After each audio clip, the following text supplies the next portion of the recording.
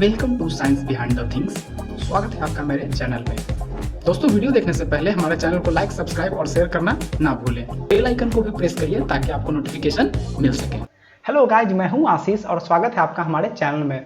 मैंने देखा है कि पहला वीडियो आपको बहुत ज़्यादा पसंद आया है और उस पर 500 व्यूज जा चुके हैं 2 ही दिन के अंदर। तो मुझे बहुत अच्छा लगा जानकर कि आप लोगों को हमारा वीडियो पसंद आ रहा है। दोस्तों, आप में से सभी ने रेगुलेटर तो देखा ही होगा जिससे कि पंखे के स्पीड को कंट्रोल किया जा सकता है। खूब खेले भी होंगे, कभी कम कभी ज़्यादा, कभी 1 2 3 लड़ाई भी होती थी। अगर 2 भाई बहन है तो कोई 1 पे करता है, कोई 2 पे करता है।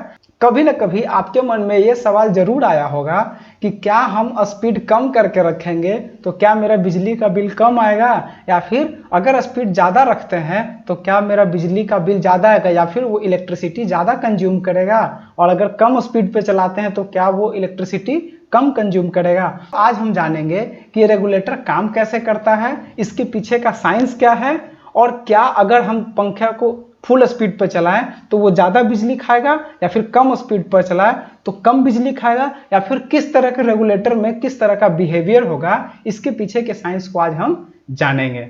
दोस्तों, जैसा कि आप जानते हैं रेगुलेटर कई प्रकार के होते हैं, उन सब का पिक्चर भी मैंने यहाँ पे दे दिया। तो जैसे जैसे इस फील्ड में डेवलपमेंट हुआ है तो फैन के रेगुलेटर को हम 4 कैटेगरी में बांट सकते हैं। ठीक है, पहला जो कैटेगरी आता है उसको कहते हैं रेसिस्टेंस रेगुलेटर। रेसिस्टेंस रेगुलेटर आपने भी देखा होगा, अगर पुराने घरों में आप अगर 90s के हैं तो देखे होंगे इतना बड़ा बड़ा रेगुलेटर आता था जिससे हम स्पीड को कंट्रोल करते थे। ऐसे बीच में एक पिक्चर में यहाँ पे दे दूंगा, आप देख सकते हैं। ठीक है, तो उसको कहते थे रेसिस्टेंस रेगुलेटर। उसमें क्या होता था कि ढेर सारे रेसिस्टर सीरीज में कनेक्ट कर दिए जाते थे और कुछ कुछ दूर पे कांटेक्ट पॉइंट दिया आता था। उसको घुमा घुमा के हम जैसे ही रेसिस्टर 2 से 3, 3 से 4, 4 से 5 रेसिस्टेंस बढ़ता जाता था तो करंट का फ्लो कम होते जाता था। जिससे क्या होता था कि वोल्टेज जो आपका 220 से 230 होता है वो तो फिक्स रहता है, लेकिन करंट का सप्लाई कम हो जाता है, जिससे फैन का रोटेशन स्पीड कम हो जाता था। तो इस केस में देखिएगा कि रेसिस्टेंस को हमने बढ़ा दिया और हमने करंट को कम कर दिया।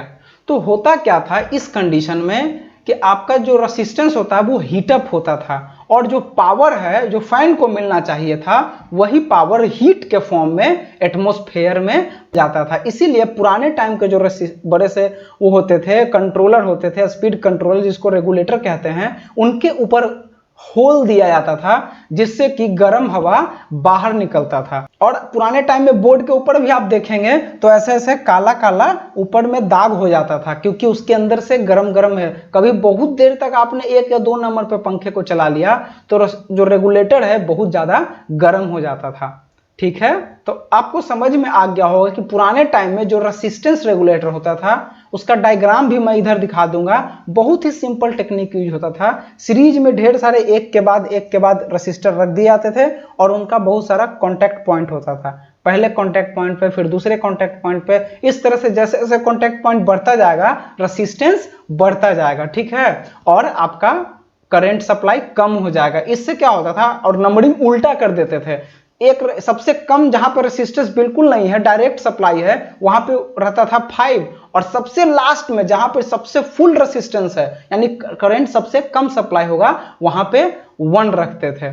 आपको डायग्राम यहां पे दे दूंगा, बहुत आसानी से समझ में आ जाएगा। दोस्तों, अब चलते हैं दूसरे टाइप ऑफ रेगुलेटर पे।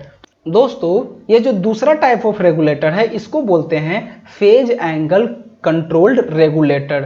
ये थोड़ा सा इसका वर्किंग प्रिंसिपल अलग होता है। आप सबने वॉल्यूम नॉब का तो यूज किया ही होगा। उसमें देखते हैं ऐसा कुछ नहीं रहता है कि 1 पर वॉल्यूम करिए, 2 पर करिए, 3 पर करिए। आप जैसे जैसे उसको बढ़ाते जाते हैं वैसे वैसे उसका आवाज तेज होता जाता है।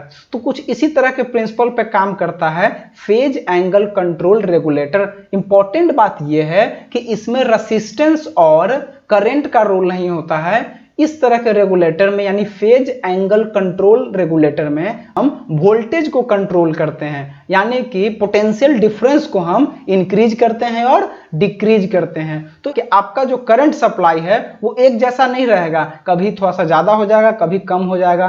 तो इस तरह के केस में क्या होता है, आपका एकदम समान रूप से करंट सप्लाई नहीं होता है तो आप देखिएगा कि उसमें थोड़ा थोड़ा ब्लिंकिंग आता है, यानी फ्लिकरिंग आना शुरू हो जाता है।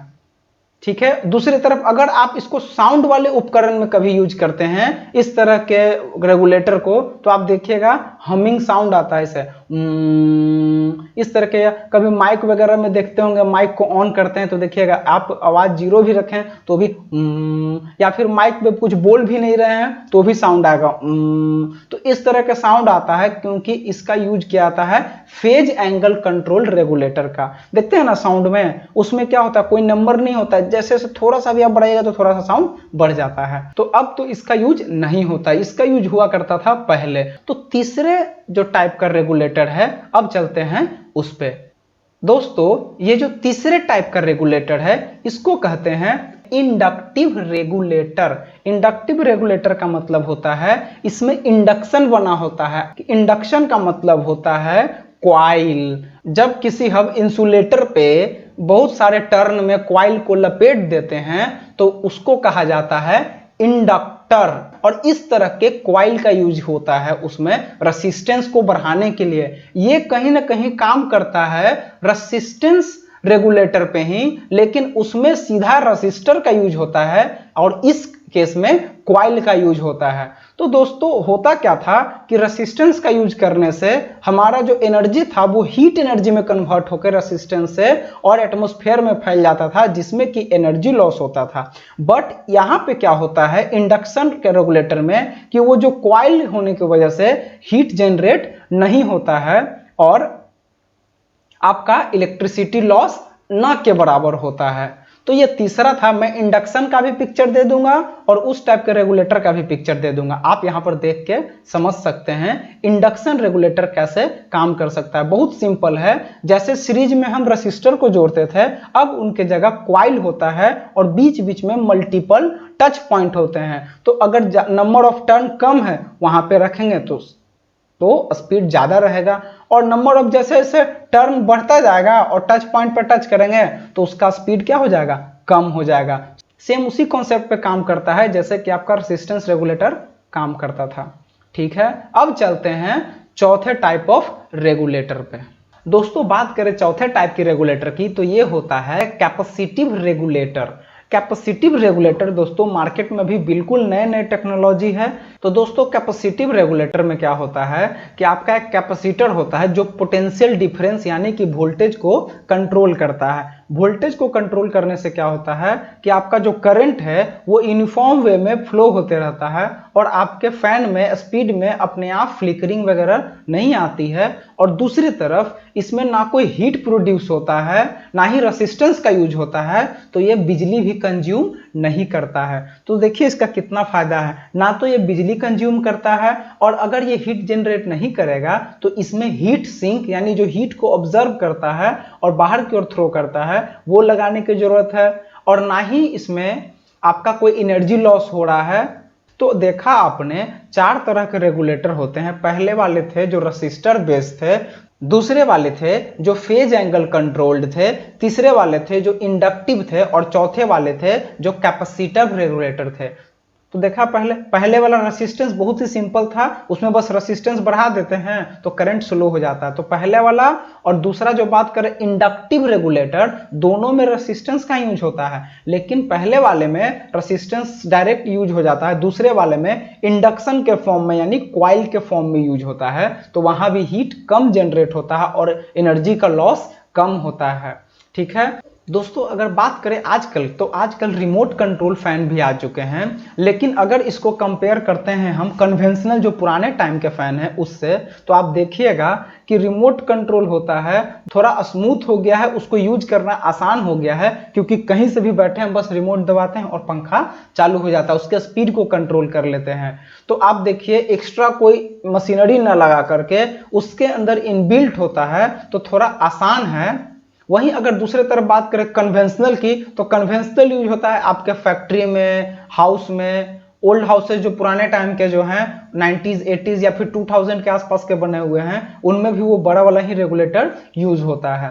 ठीक है। तो अभी जो आया है कैपेसिटर वाला वो अभी लेटेस्ट है। वो आजकल जो छोटा छोटा सा होता है, मैं एक पिक्चर दूंगा आप देख लीजिएगा। आजकल जो छोटा छोटा जो होता है रेगुलेटर वो अब आना हुआ है, जिसमें कैपेसिटर लगा होता है। वो ना ही हीट प्रोड्यूस करता है ना ही कोई साउंड प्रोड्यूस करता है।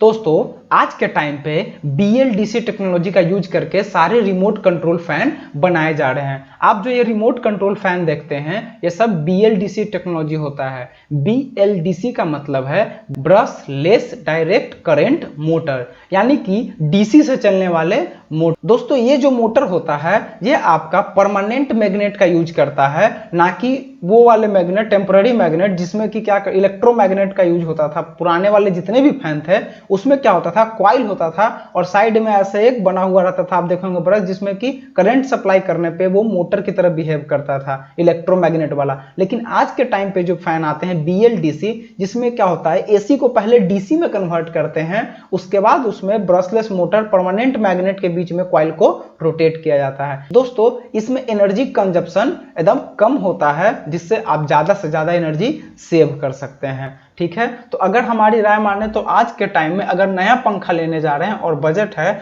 तो हम BLDC को प्रीफर करें तो ये अच्छा होगा, क्योंकि ये जितना खरीदने में थोड़ा महंगा पड़ेगा लेकिन लॉन्गर रन में ये आपके बहुत पैसे बचाने वाला है। दोस्तों अब आपको पता चल गया होगा कि एक रूम में जो छोटा सा रेगुलेटर लगा हुआ रहता है उसके पीछे कितना साइंस लगा हुआ है। तो इसी तरह के मजेदार वीडियो देखने के लिए आप प्लीज मेरे चैनल को सब्सक्राइब करिए, दोस्तों में शेयर करिए, हाँ लाइक करना ना भूलें। ये हमारे चैनल की तीसरी ही वीडियो है, तो अगर आप सब्सक्राइब करते हैं, लाइक करते हैं तो हमें और ज़्यादा मोटिवेशन मिलेगा, हम और इस तरह के वीडियो को बना सकें। अपना ख्याल रखिए, फिर मिलेंगे एक नए वीडियो में एक नए टॉपिक के साथ। जय हिंद, जय भारत।